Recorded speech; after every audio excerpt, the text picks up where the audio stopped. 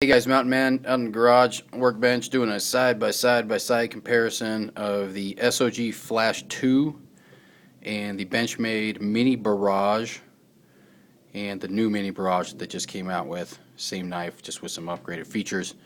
Uh, First, to tell a story, I bought this guy online. I want to say on Steep and Cheap or Backcountry or something. I got a great deal on it. Bought three of them. One of them with a Tonto blade, which I decided I didn't like. Gave to the maintenance guy in my building to be a bro. And then the other one I got one with a black coated blade in the serration right here. I gave to a friend of mine that I worked with. Give him a good, nice little pocket knife. This thing, for what I paid for it, great knife. I do not have any safe princesses. My guns are ugly. They shoot straight, and they'll probably go in the coffin with me. My knives get used. I'm not going to say they get abused, but they get their asses worked, that's for sure. This SOG knife for a long time held up really well. It's got some blade play in it now. It had a little bit when I got it, for sure, but it's still a reliable knife. I've never had any problems with the blade cutting loose on me and, folding in on my hand. Never had it happen. Not recommending it for the kids at home, but I even went so far as to remove the safety on here because it seemed kind of redundant. The way I wear it in my pocket, I wear it right side, so the seam of my pants in my pocket is running down the blade right there. So I had that as a safety when it was in my pocket, and then, really, I don't know, my brain, that's the big safety I keep on all my knives, so I didn't need it. This is a great knife. I'd recommend the Flash 2 if you're buying a kid, or the Flash Mini, whatever they call the other one. You got a friend, a nephew, son or something, needs a pocket knife, cool little flipper, spring assisted. That's a great one. I grew up carrying a buck knife or an old Swiss Army knife. This was a recent upgrade that I got 4 or 5 years ago, and I had a lot of fun with it. Used the crap out of it. Good knife. Benchmade. Just picked this guy up about a month ago. Been online researching a whole bunch because, quite frankly, I'm cheap, even though I like nice stuff. So I usually spend way more time shopping than I do actually buying stuff. And I found this one at REI for like 119 bucks, plus the 10% co-op discount and whatnot. Got to try it out. That was one advantage of going to REI and pick it up, because I get to put it in my hand and flip it and decide it was really cool. I also got to look like an idiot in front of the sales girl because I didn't realize it had this nifty little blade lock, and was like, oh no, I heard this thing's really sweet, and couldn't get it open. So yeah, remember, it's got this cool little blade lock on the back. It's going to keep you from popping that guy open. This guy is a closed safety in the back, like I said, if you want to make yourself look like a goofball. It is also an open safety, turning this blade into virtually a fixed blade knife.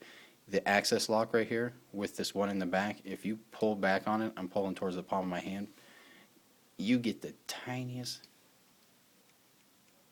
you can hear that on the mic, tiniest little bit of play, and I'm putting like as much as my hand strength as I can on that thing to pull down and release the lock. It's still tight.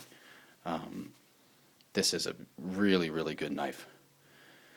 I found out that Derek over at Knife Ship for Free had done some G10 scales on the full size a while back. They sold out. I get sweaty hands when I work and do stuff, so I wasn't really in love with this plastic, although it's pretty bomb-proof. It's got some thumb siping here, and I assume these are some intentions for getting a finger grip on it or something, but just didn't like the texture of the material. No big deal. I mean, if the new one didn't exist, I'd carry this thing around for years and probably used it until some laser knife came out or something. But this is a great knife. Really, really like how dope the blade lock is in the back here. Back spacer goes all the way down, wraps around the butt a little bit, gives you some good palm grip, because there's no jimping or anything up here on the top of the blade or the top. On to the brand new one. Super cool and improved. One thing, this guy has got a S30V steel on it versus this one's 154 that it's got. The G10 scales are great. They got a natural texture to them, kind of like a wood grain, just without the milling that they did. They did this wave-like all the way down the entire length of it. And then the same thumb siping that they did on the other one. The G10's a little bit thinner right up here by the liner too, by the way. They milled that down. Made a little tighter grip. The spacer, back spacer here in the back doesn't go all the way in. It shows off this little post here because it doesn't wrap around and do the butt like the other one. One minor, not so cool thing on this one versus the other one is that blade lock feature that I talked about on the first one.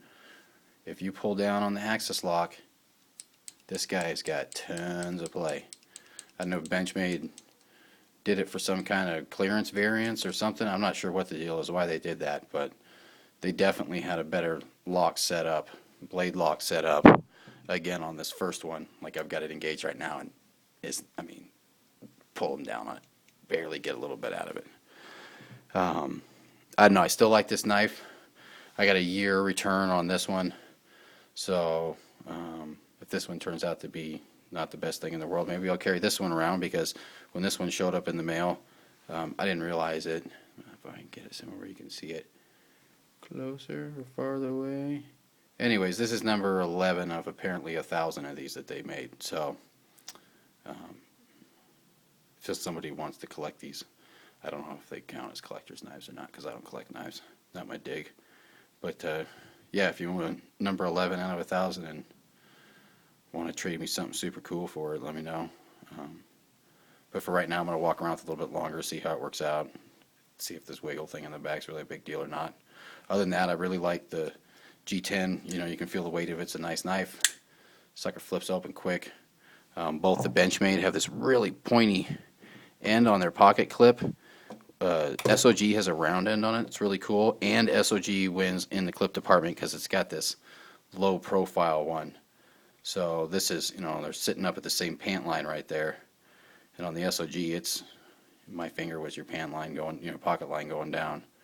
SOG's all the way in your pocket, whereas the Benchmade's sticking up a little bit. Kind of depends on maybe your state laws for concealment and whether or not you got a license, or if that matters, how low pro you want to be about carrying a knife. Great knife if you get it cheap. Son, nephew, some kid or buddy wants to, you want to do him a favor and give him a cool knife, I definitely recommend this SOG. Either one of these two guys if you want to buy yourself a nice knife for Christmas or something like that. 143 for this one, and I think this one's like 130 something.